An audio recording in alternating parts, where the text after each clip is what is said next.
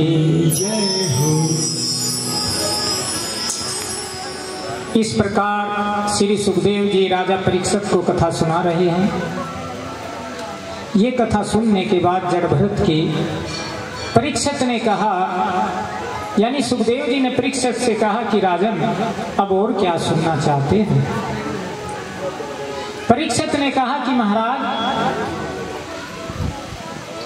मैंने एक अजामिल ब्राह्मण की कथा सुनी कि वह बड़ा दुराचारी,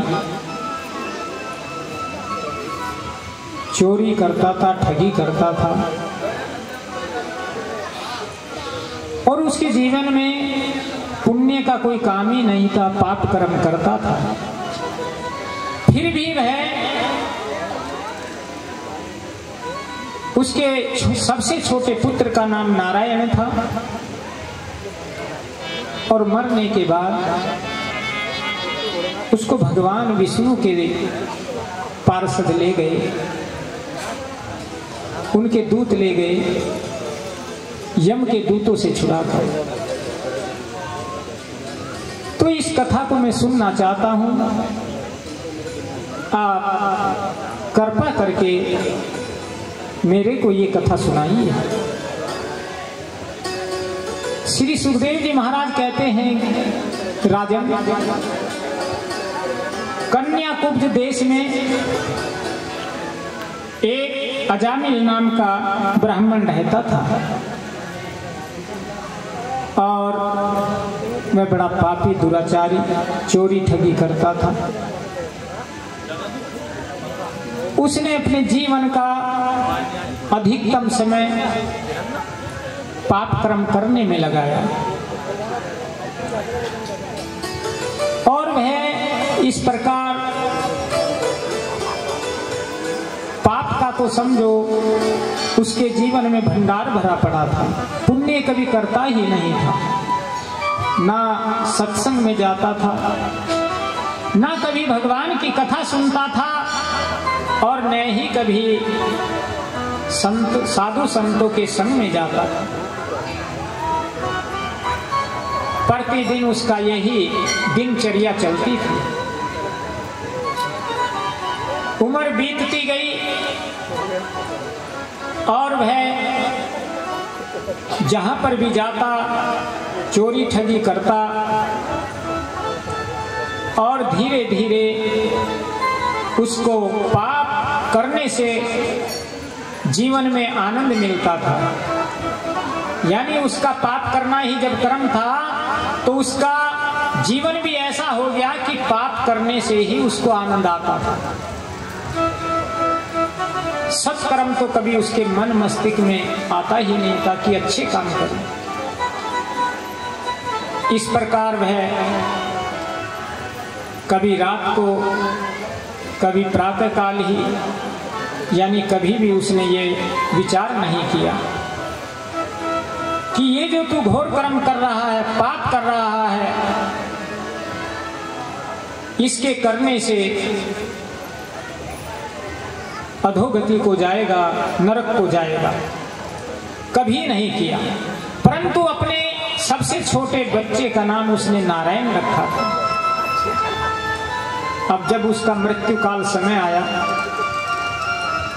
तब उसने खाट पे पड़ा रहे चारपाई पर, अगर पानी की आवश्यकता है तो कहता बेटे नारायण इधर आओ।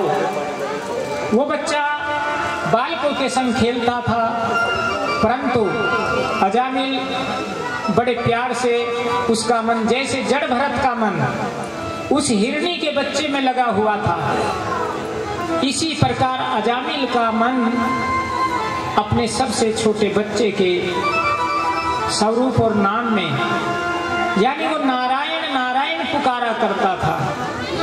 बेटे नारायण इधर आओ, प्यास लगी थोड़ा पानी दे, भूख लगी तो भी नारायण को कोई कष्ट है उसके निवारण के लिए भी अपने सबसे छोटे बच्चे नारायण को पुकारता कि नारायण बेटे इधर आओ।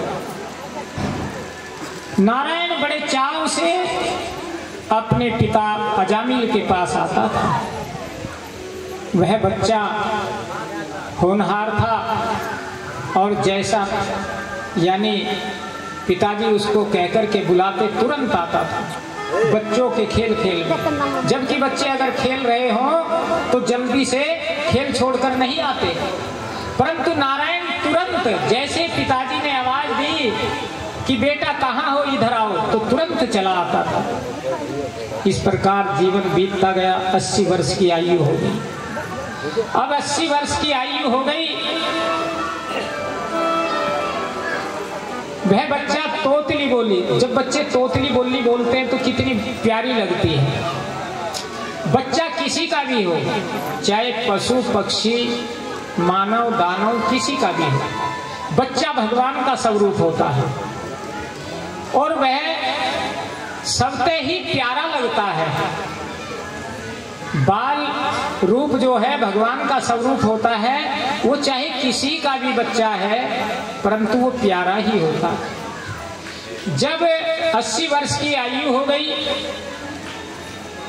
और वह बच्चे को बुलाते, बच्चा छोटा है परंतु फिर भी पानी लाना ये उसकी दिनचर्या थी। इस प्रकार वह नारायण नारायण पुकारा करते थे और उसकी मृत्यु अब नजदीक आती है। जब उसकी मृत्यु नजदीक आती है, खाते पीते उठते बैठते नारायण नारायण यानी अपने बच्चे को पुकारा।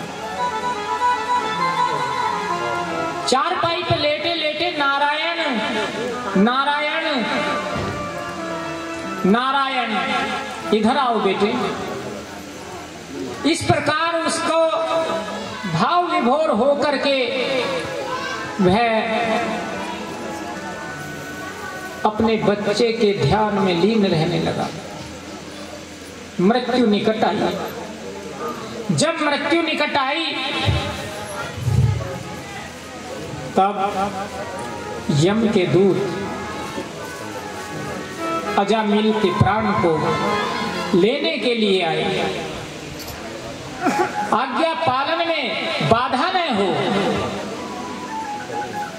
4 भुजाएं हैं और वो ये अजामिल के पास आकर के, यम के 4 दूत आकर के उसके सूक्ष्म शरीर को, सूक्ष्म शरीर क्या है किसी को पता है? बताओ। सूक्ष्म शरीर को उसके शरीर से निकाल रहे हैं। किसे कहते हैं?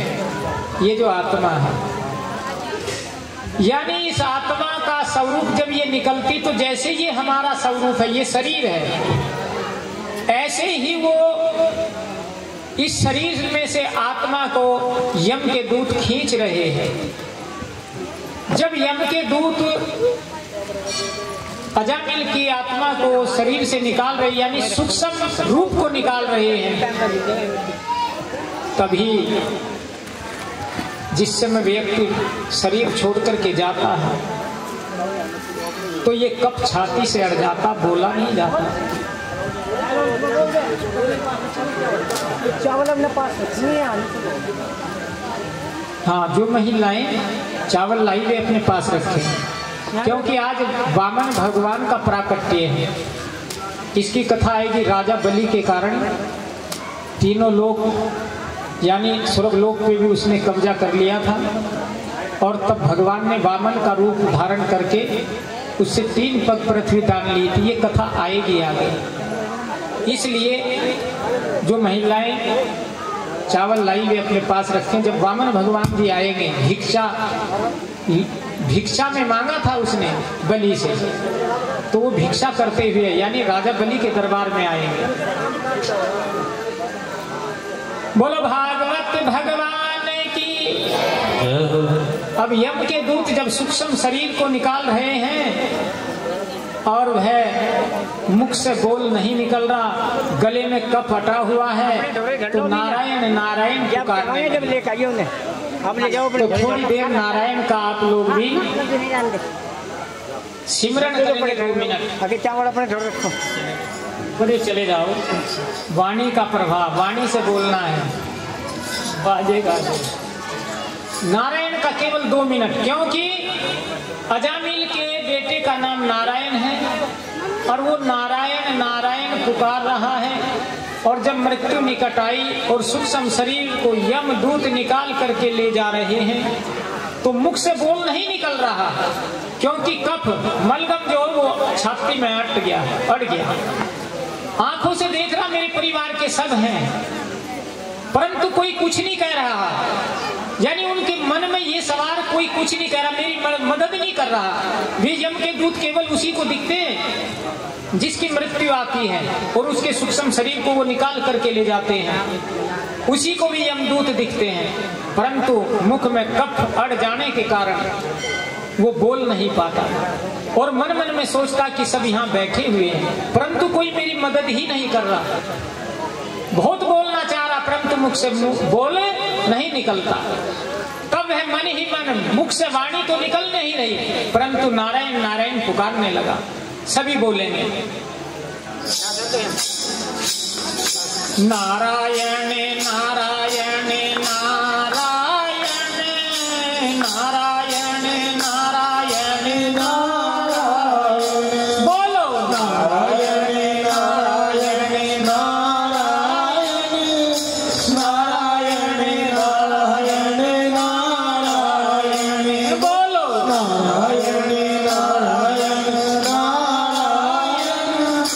नारायण नारायण नारायण, बोलो नारायण नारायण नारायण नारायण नारायण नारायण, बोलो नारायण नारायण नारायण नारायण नारायण नारायण, बोलो नारायण नारायण नारायण नारायण नारायण नारायण,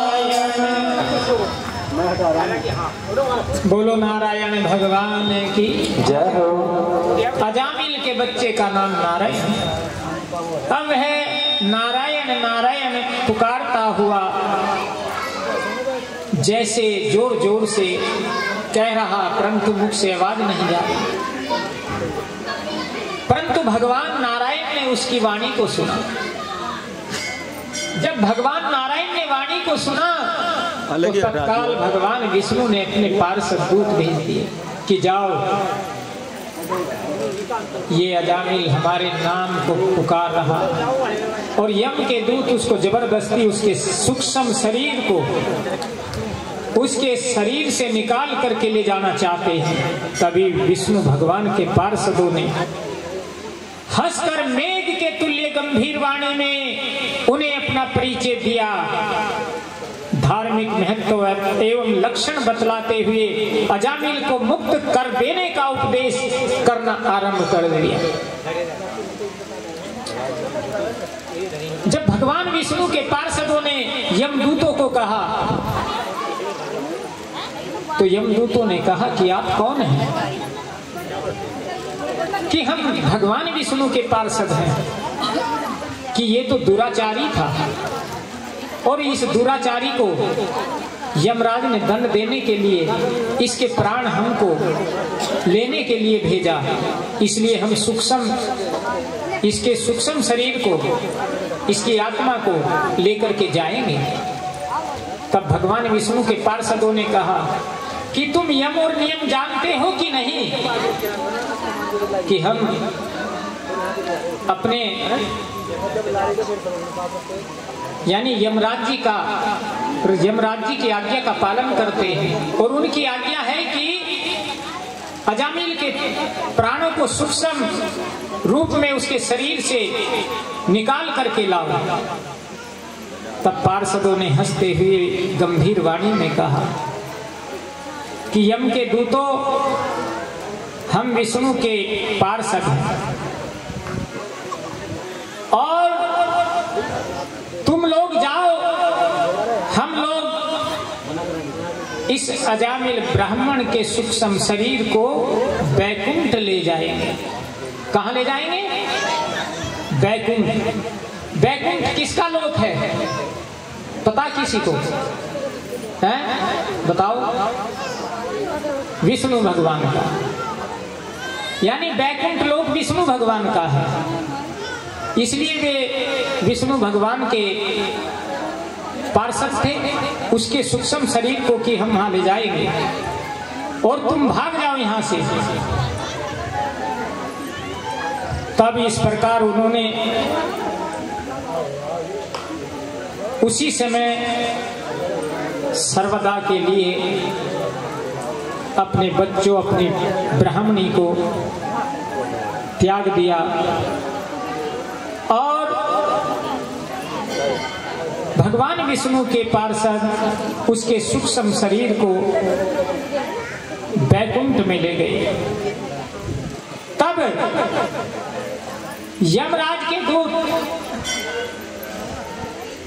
यानी धर्मराज के दरबार में उनके पास जाकर के कहा कि हम जब अजामिल ब्राह्मण के सूक्ष्म शरीर को लेने के गए, उनकी आत्मा को लेने के लिए गए, तभी 4 चतुर्भुज रूप में वहां आकर के उन्होंने हमको रोका और हमारा मजाक उड़ाया, हंसी उड़ाई और हम तो जानते थे कि आप ही इस संसार चक्र के सब जीवों को दंड देने वाले हैं, परंतु ये तो आपसे भी बड़ा कोई है जिसके वे पार्षद आए और हमारे से अजामिल के प्राण को छुड़ा करके ले गए। तब धर्मराज के द्वारा दंडित होकर जो दंड का विधान है वो दंड जब वह भुगत लेता तब दूसरी योनि में जाता है, परंतु ऐसा कैसे? तब सुखदेव जी महाराज बोले, हे राजन, यमदूतों के ऐसा वचन सुनकर विष्णु के पार्षदों ने कहा कि बड़े कष्ट की बात है। धर्म की सभा में ऐसा अंधेर दिख पड़ता है जब प्रजाओं के पिता रक्षक ही उनके भक्षक हो जाए, संसार का कल्याण कैसे हो सकता? जन्म भर पाप ही किया, परंतु जब अंतिम क्षण यह भगवान विष्णु का नाम ले लेकर उनका स्मरण करता रहा तब इसका प्रायश्चित नहीं हो गया। नारायण, इन 4 अक्षरों का नाम तो बड़े बड़े पापियों का उद्धार कर देता है। यानी जो हरि को भजे हरि का होए, कहा ना जात पात पूछे नहीं कोई, जो हरि को भजे हरि का होए, क्योंकि संसार में सभी उसी की संतान है, परंतु जो उसको भजेगा वही उसका होगा। इस प्रकार नारायण नारायण इन 4 अक्षरों का नाम बड़े बड़े पापियों का उद्धार कर देता है, चाहे उसने कितना भी घोर पाप क्यों न किया हो। क्यों? क्योंकि ये हमने बताया था, भगवान कृष्ण ने कहा था कि यज्ञों में जप यज्ञ मैं हूं। तो जो नारायण नाम का जप कर रहा तो वो जप यज्ञ कर रहा है, इसलिए ये सबसे बड़ा यज्ञ है, सबसे बड़ा अनुष्ठान है।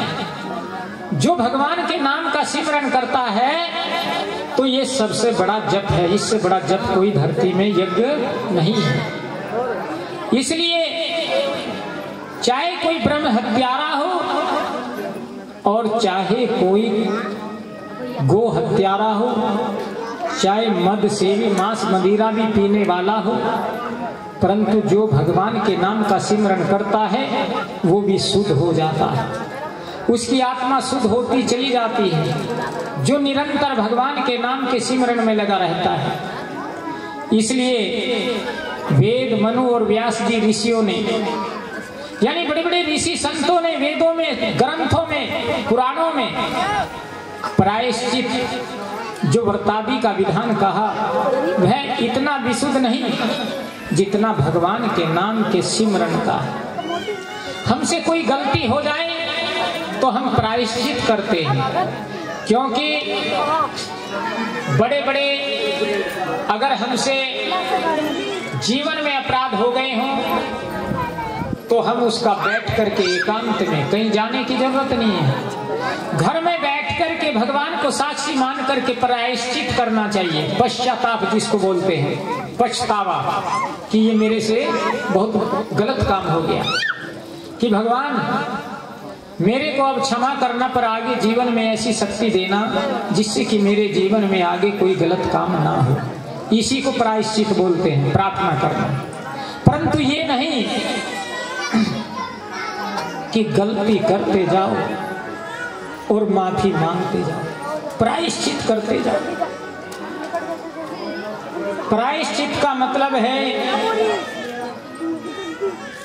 एक बार गलती हो गई, प्रायश्चित किया, 2 बार हो गई, प्रायश्चित किया, 3 बार हो गई, प्रायश्चित किया, परंतु चौथी बार गलती बिल्कुल मत करना। सबसे पहली बात तो पहले प्रायश्चित में जो शुद्ध हो गया उस पर भगवान की कृपा बरसती है। क्योंकि माना कि एक व्यक्ति के 4 बेटे हैं, एक आज्ञाकारी है, जैसे माता पिता कहते वो वैसे ही उसका पालन करता है। एक बेटा आधी बातें मान लेता, आधी नहीं मानता। दूसरा बेटा चौथाई बात मानता, 3 हिस्से नहीं।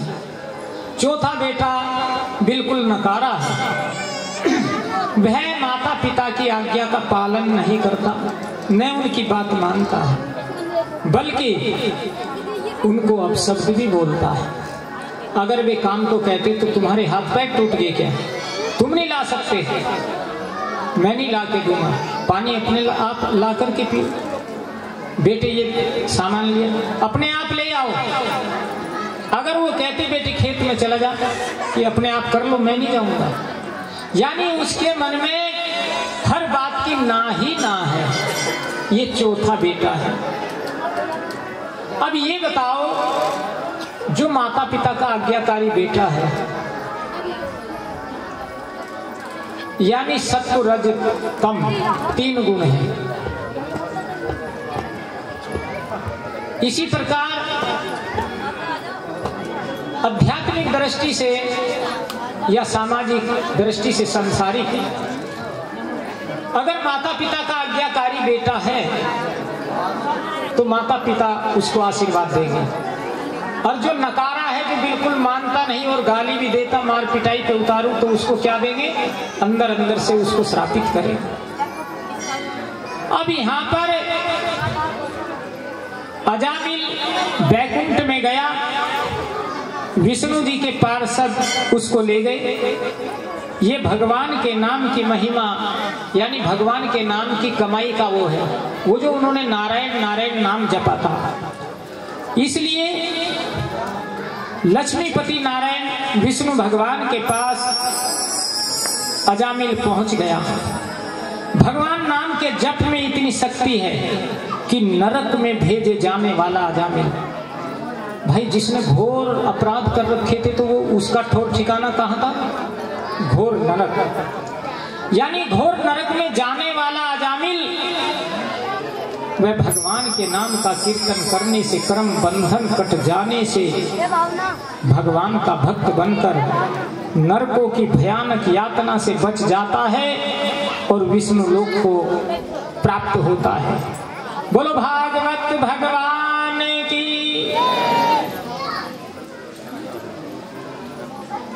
इस प्रकार श्री सुखदेव जी राजा परीक्षित को कथा सुना रहे हैं। अब इस कथा से हमको क्या शिक्षा मिली, ये कोई बताएगा है?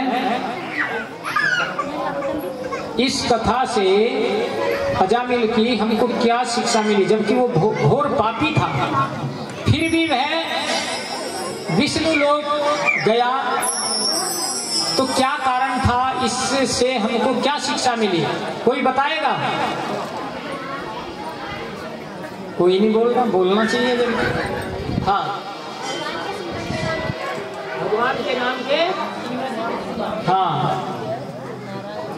एक बार हथेली बजा देंगे सब। यानी कुछ कुछ पता भी रहता पर बोलने में संकोच करते हैं, है? तो बोलने में अगर कोई मन में विचार आए, बोलने में संकोच नहीं करना चाहिए। भगवान के नाम के सिमरण के कारण इतना पाप करने के कारण भी वो भगवान विष्णु के लोक को गए। ये हमें शिक्षा मिलती कि हमको भी भगवान के नाम का सिमरण करना चाहिए कि नहीं? करेंगे, सब करेंगे, हथेली बजा के करना, नाम का सिमरन करा दो।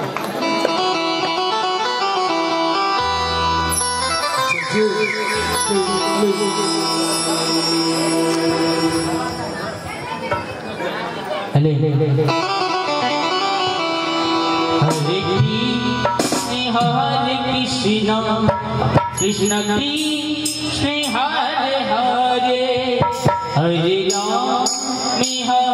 राम राम राम हरे हरे हरे कृष्ण हरे